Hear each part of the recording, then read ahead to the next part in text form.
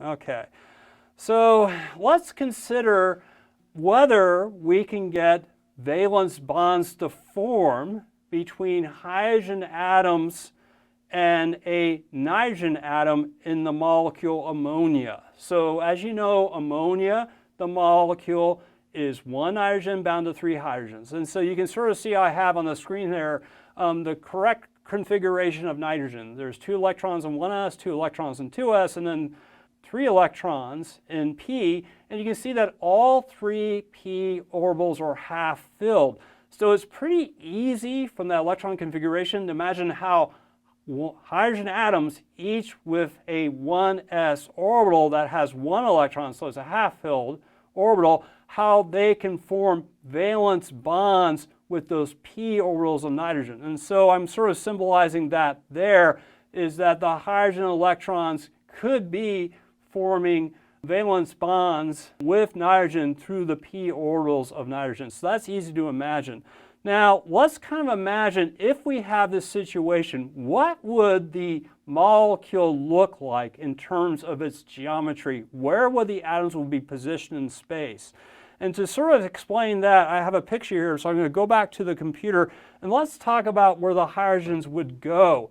So what we have drawn here on the lower left is what the p orbitals look like in space. And according to valence bond theory, a hydrogen with its 1s electron will bind to an electron in each of these p orbitals.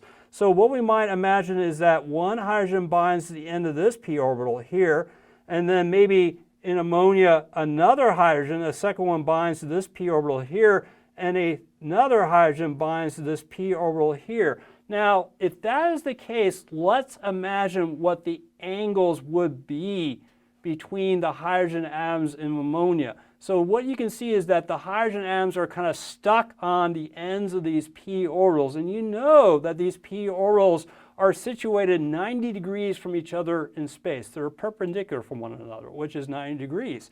So if the hydrogens are just tacked onto it, we would expect the bond angles between the hydrogen atoms in the ammonia molecule would be 90 degrees. But we have a little bit of a problem here in that we've already used Vesper theory to predict that in fact the bond angles between the hydrogens in ammonia are not 90 degrees. In fact, they're closer to a tetrahedral angle of 109.5, but they're a little bit less because the nitrogen has a lone pair. So the angle here between these hydrogen atoms is about 107 degrees. It is not 90 degrees as predicted by valence bond theory. So what this suggests is that valence bond theory is only good to a point. The valence bond theory failed to predict the geometry of the ammonia molecule. So what we're going to have to do is we're going to have to modify valence bond theory somewhat to sort of explain how can we have bonds in a molecule that give us the bond angles that we see. So to explain that, what I'm going to do is I'm going to go back to the glass board here, and we're going to use another molecule to explain this problem first, and then we'll come up with a solution. And that other molecule is our favorite. It is methane, which is CH4. So let us go ahead and write out the electron configuration of carbon. So you know that carbon has 6 electrons. So there's 1s, there's 2s, and then there are 2 p orbitals, and then 2 electrons in 1s, 2 electrons in 2s, and then 2 electrons in 2p, right? So now what we can see is that with the carbon atomic orbital as is, we have 2 p orbitals that are half filled. And so these 2 p orbitals could form valence bond with 2 hydrogen atoms, right? So we could put a hydrogen atom here, and we could put another hydrogen atom here, so we can bond 2 hydrogens to this carbon. But here's the problem. When you look at the CH4 molecule, there are not 2 hydrogens bound to carbon, there are 4 hydrogens bound to carbon. We have a problem here. Now, is there any way maybe to get a bond formed between, say, this pair of electrons and 2s? No, and it's because in these particular bonds, we know there are only 2 electrons in the bond. So what do? Well, one possible creative solution is let's take a look at carbon's configuration. And we see that there are 2 electrons and 2s. Maybe we can pull off one of these electrons and just throw it into 2p, which is what I'm going to do now. I'm going to pull off this 2s electron, and I'm going to throw it into 2p.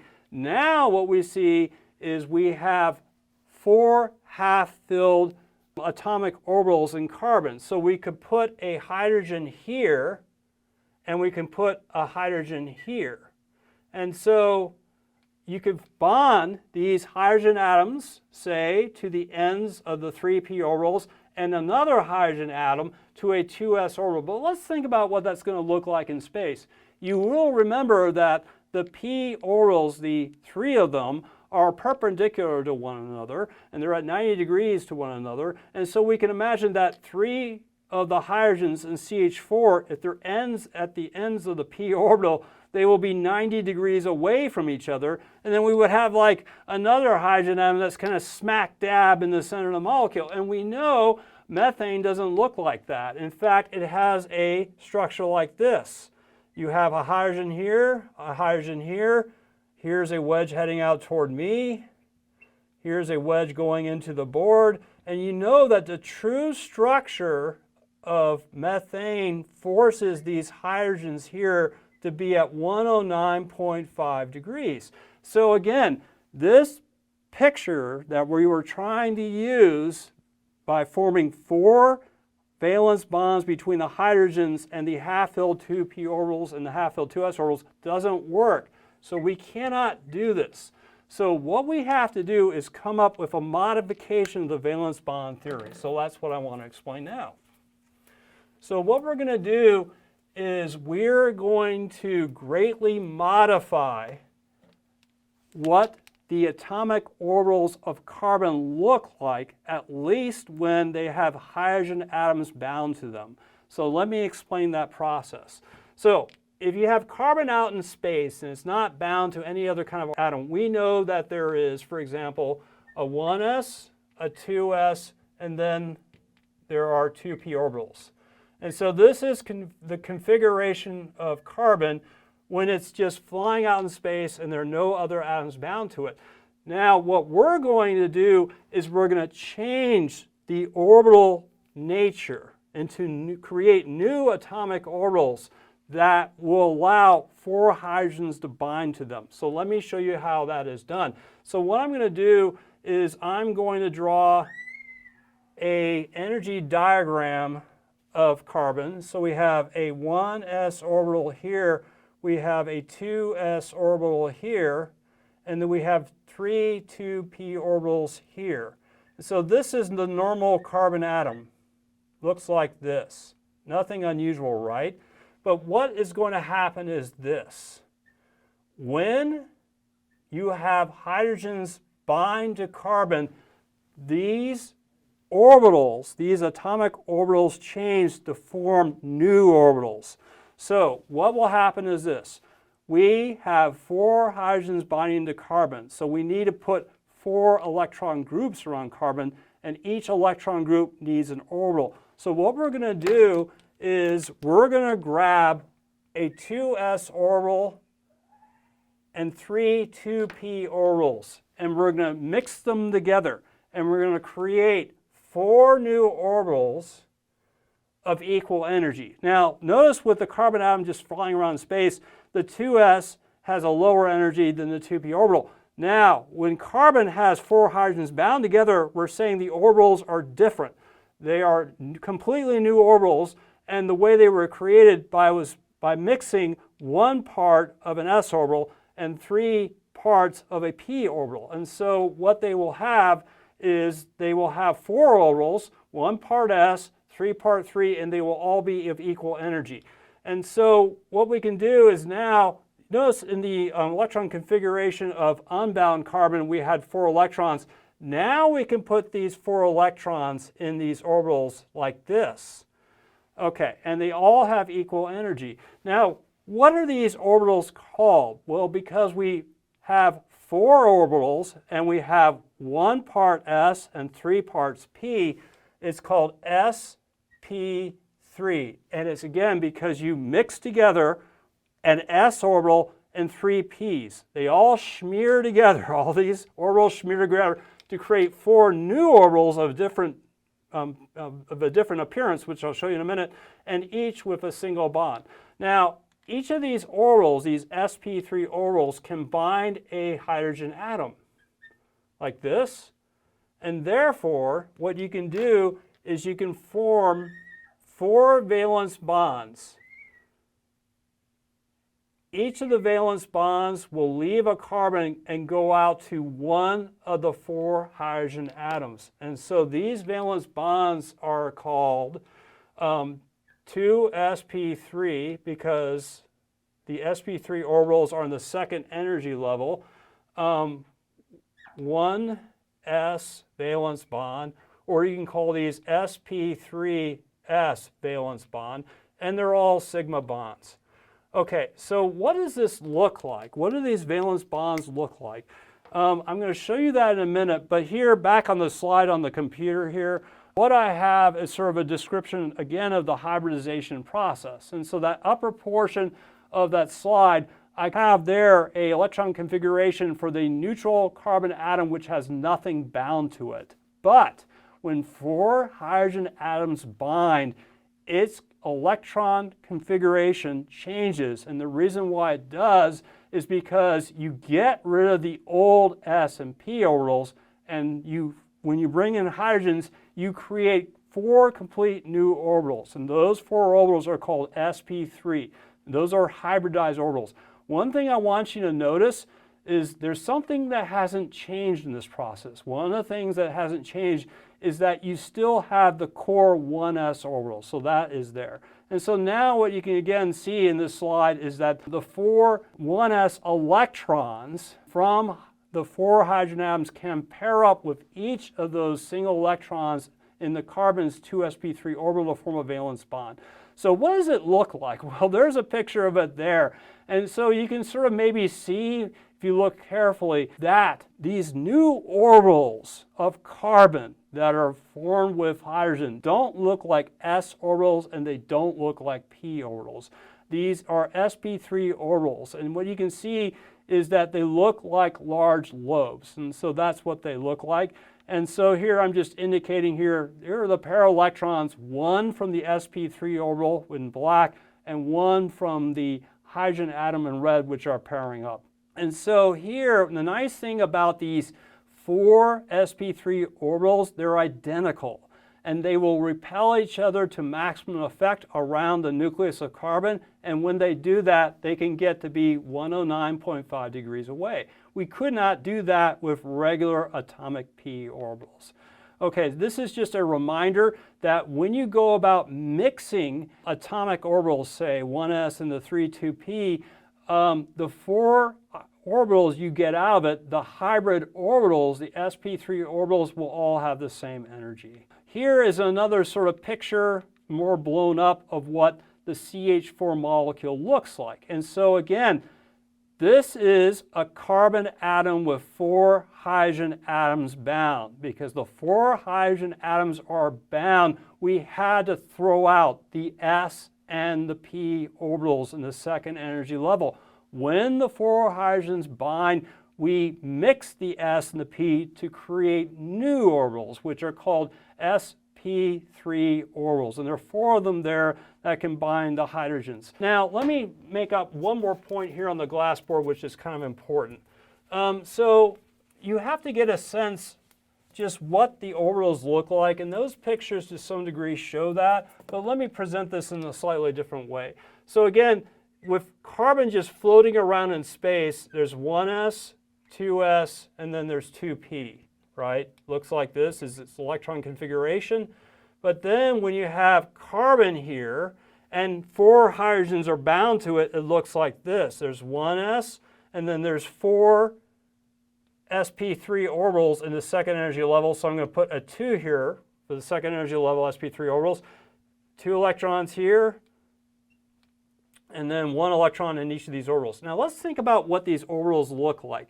So here in the original carbon atom, and you know what an s orbital looks like? It looks like a sphere, right? you know what these p orbitals look like. They look like propellers, right? So here are the 3 propellers for the 3 p orbitals. When you mix the 1s with the 3 p's, you create new orbitals which are called sp3. They don't look like the s, they don't look like the p. You have to smear them in, sort of like Lewis structures in a resonance structure. They look more like this. You have one lobe that is large and another lobe that is small, and you're going to form 4 of them that are exactly the same. They look exactly alike. It's just that each of them has a large lobe and a small lobe. And so when you're looking at that picture on the computer, I'm going to go back to the computer. When you're looking at the picture in the computer here, what you can see is they're really only showing the large lobes of these sp3 orbitals. And so let's move on. So the same thing can happen with ammonia. You will get hybridization of the nitrogen atom of ammonia such that you'll create new orbitals. And so here what we're doing is we're taking again 3 p orbitals and 1 s orbital, and then again we're creating 4 new orbitals. These are the sp3 orbitals, very similar to carbon, but here you might remember nitrogen has an extra electron. So when those electrons go into the sp3 orbitals, you're going to have to, you can count them, but basically what you're going to have to do is you're going to have one of those sp3 orbitals with a pair of electrons. And so that pair of electrons turns out to be the lone pair that sits on nitrogen there. Okay, so here's another picture of what ammonia looks like. And so what you can see is that nitrogen, like carbon, when it's by itself, has its regular atomic orbitals. But when you bring in hydrogens to bind the nitrogen, the atomic orbitals, the s and p orbitals, disappear. You create 4 new orbitals. They are sp3 orbitals. 3 of them will bind 3 hydrogen atoms, and 1 will carry the lone pair. And so that is the structure of ammonia. Okay, and so what you're going to have to do on a test is you're going to be told that you have a certain molecule and that there is some kind of central atom there. And you're going to have to figure out what is the hybridization of the central atom so it can bind peripheral atoms. So here is the rules that you need to know. Let's say you're looking at a molecule like BeCl2. And so you can draw the structure of that. You might recall it's beryllium in the middle, and then there are single bonds to chlorines on each side. The beryllium does not have an octet. They're just 2 single bonds to chlorine. And so this is an atom that breaks the octet rule. And so you can count the number of electron groups around the central beryllium atom, and there would be 2. So the question they're going to ask you is, what is the hybridization of the central beryllium atom? This is how you would figure it out. If you have a central atom with 2 electron groups, you're going to have to bring together an s and a p orbital to form 2 sp orbitals that can bind to the chlorines. Let's say we have another molecule. This time we have Bf3. This time you're going to have 3 electron groups around boron. So what will be the hybridization of the central boron atom? Well, you need 3 new orbitals, right? They're going to be of s and p mixed together, but you're going to need to bring in an s orbital and 2 p orbitals for a total of 3 sp2 orbitals. Okay, so let's say you have a molecule like either methane, CH4, or ammonia or water. All those molecules, you might recall, have 4 electron groups. And so you're going to need 4 hybrid orbitals leaving the central atom to bind the peripheral atoms. And those 4 orbitals, you need 1 s and 3 p orbitals. And they will stick together and you'll create 4 sp3 orbitals.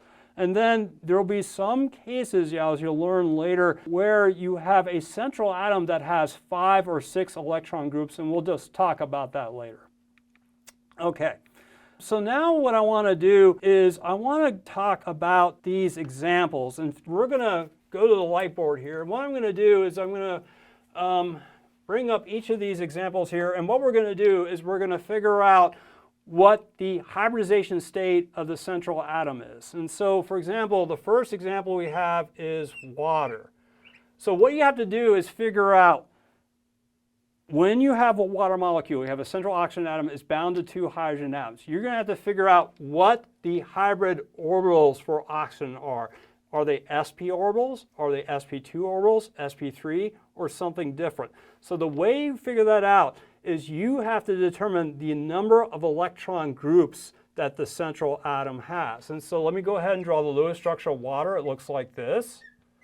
And so there's a pair of electrons here, there's a pair of electrons here. And what I'm hoping you can sort of rapidly see is that oxygen here has 4 electron groups. If it has 4 electron groups, then we're going to need 4 hybrid orbitals. 2 of the hybrid orbitals will bind hydrogen atoms. The other 2 hybrid orbitals will carry the lone pairs. You have to figure out the nature or the kind of hybrid atoms they are. If you have 4 electron groups, what you're going to have to do is hybridize 1 s orbital and 3 p orbitals should be enough to create 4 mixed orbitals of sp3, and that should be enough for the molecule. So what would the molecule look like in 3 dimensions? It might look something like this. So we have an oxygen atom here, and it's bound to hydrogen here, and then we have it bound to another hydrogen here.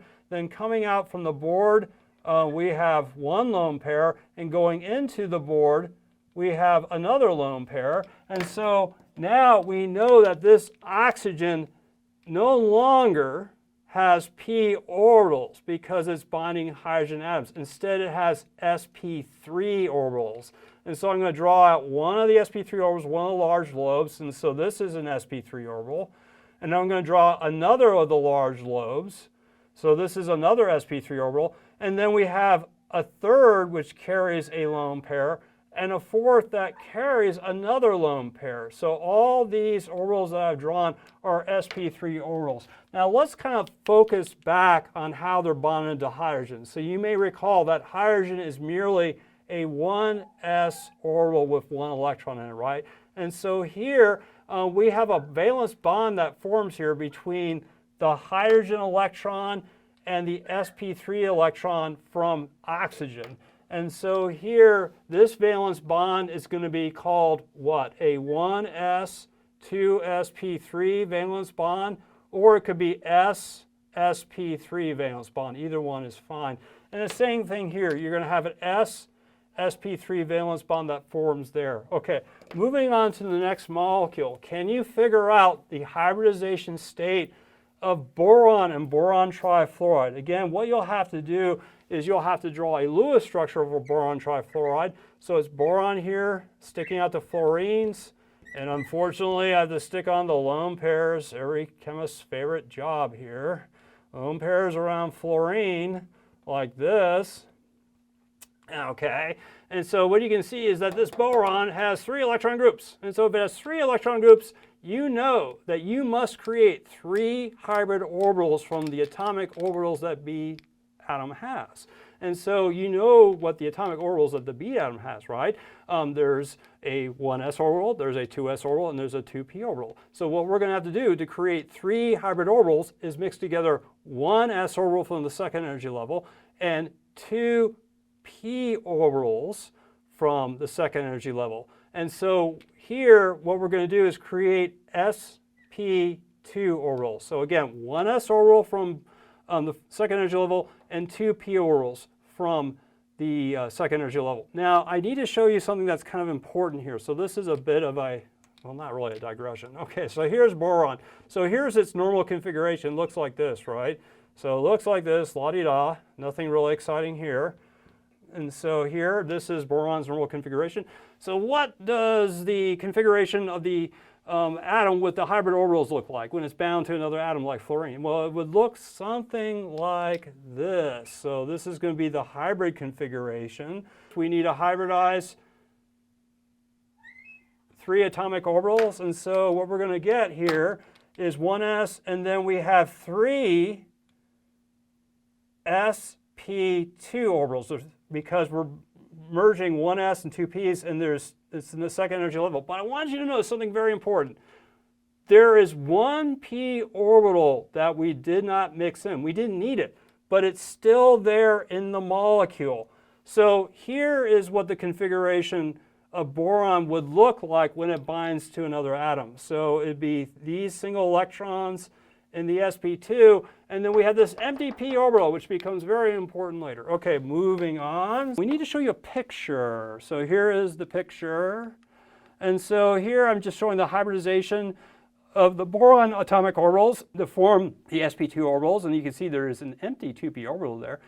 And so here is the picture. So here we have the sp2 orbitals that are bound to boron, and then they're binding with the peripheral atoms, and there are 2p orbitals. And one of the things you may wonder, would it be reasonable to expect that their orbitals be hybridized, say to sp or sp2 or sp3? In some theories, they are, and in some valence bond theories, they're not. So in this class, we're assuming that the peripheral atoms do not have hybridized orbitals, and they have the regular atomic orbitals that form the bond with the central atom, which will hybridize its orbitals so that it can bind to these peripheral atoms. And so you can see the valence bond there is going to be sp2p. Okay, so now let's go back to one more. We're going to do BeCl2. So let's figure out what the hybridization of Be and BeCl2 is. So now we're in BeCl2, and so we have beryllium here, and we have chlorines bound to it. I'm like this. And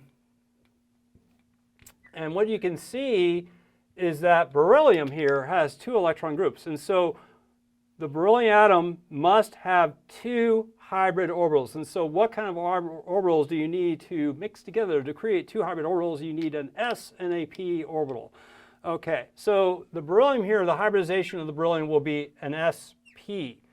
Okay, so let's talk a little bit again about what this will look like in some detail. So we have beryllium now. Its original configuration, when it's beryllium atom just out in space doing nothing, not binding anything, it looks like this. 2 electrons and 1s, 2 electrons and 2s.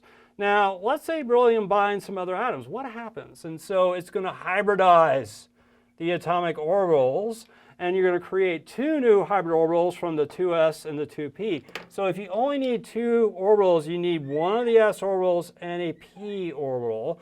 And so we're going to get something that looks like this. 1s, and then there's going to be sp orbitals, or 2 of them, right? And it's in the second energy level. And then we have p orbitals, 2 of them that we didn't mess with. And you can put a 2 there for the second energy level if you want. So there are electrons here. So just a note, when you have sp orbitals, you will have some p orbitals that you did not need to create the sp orbitals. They are left there, they are intact in the molecule. Okay, so let me show you a quick picture of that on the computer. And so we'll click over here really quickly, really fast, and so it looks like that. Okay, so you sort of see a picture on the lower end of the slide, and you can sort of see beryllium there with its pink orbitals, and it has those pink orbitals are sp hybridized orbitals, and they're binding to the peripheral chlorine orbitals, and those are valence bonds, which are sp p valence bonds. Okay, so let me do a few more and then we're done.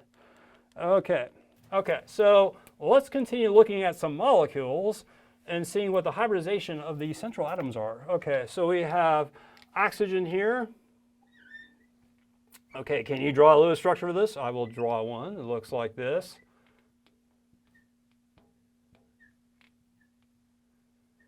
Okay, so can you figure out what the hybridization of each of these oxygen atoms are? So what you have to do is figure out the number of electron groups around each oxygen atom. And so what I'm hoping you'll see is that we have 1 electron group in this double bond, and then we have these 2 lone pairs. So we have a total of 3 electron groups around each oxygen atom. And therefore, you're going to have to pull an S and 2p and mix them together. So these are sp2 hybridized atoms.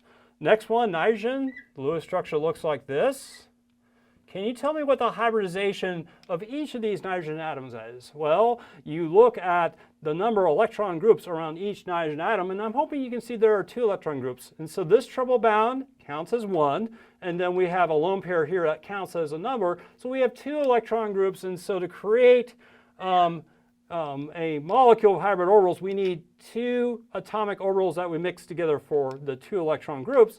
And so we need an s and a p orbital, so these should be sp.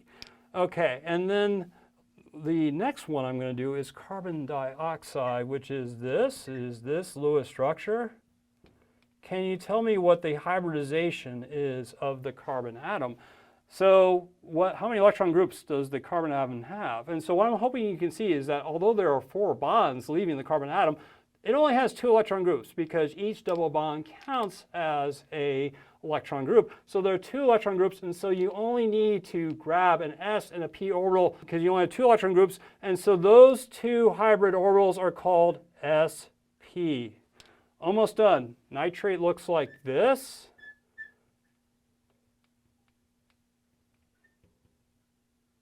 This is the nitrate anion. I'm going to leave it like that. I could put a brackets in the charge. Can you tell me what the hybridization of this central nitrogen atom is? And well, you can hopefully see that there are 3 electron groups surrounding this nitrogen atom, and therefore you need an s and 2 p orbitals to mix together. And so if so, this is an sp2 hybridization for that nitrogen. And finally, we have the nitrite ion, which looks like this.